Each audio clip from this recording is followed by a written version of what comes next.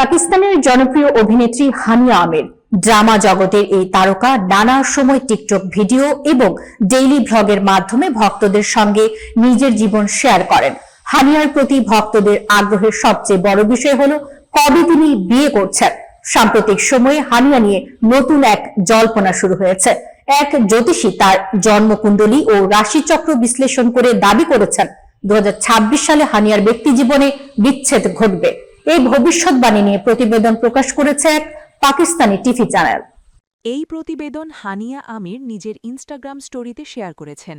রসিকতার সুরে তিনি লিখেছেন, অদ্ভুত, আগে অন্তত বিয়েটা হতে দিন। হানিয়ার এই মন্তব্য সামাজিক মাধ্যমে ভাইরাল হয়েছে। অনুরাগীরা মজার ছলে প্রশ্ন তুলেছেন, তাহলে তুমি গোপনে বিয়ে করেছ আর আমাদের কিছুই বলনি? আবার কেউ লিখেছেন, বিয়ের আগে ডিভোর্স কিভাবে সম্ভব?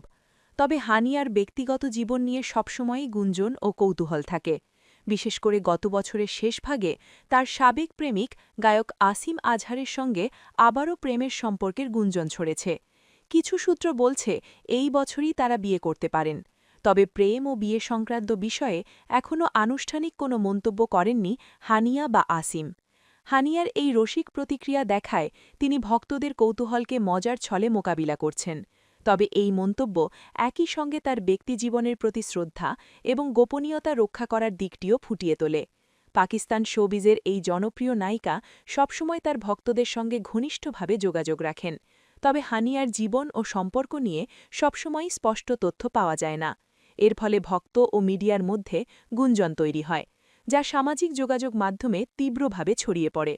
শোবিজ বিশ্লেষকরা বলছেন, হানিয়া আমিরের মতো জনপ্রিয় অভিনেত্রীরা ব্যক্তিগত জীবনকে পুরোপুরি প্রকাশ না করে শোবিজ জগতে আরও আকর্ষণ বজায় রাখতে পারেন।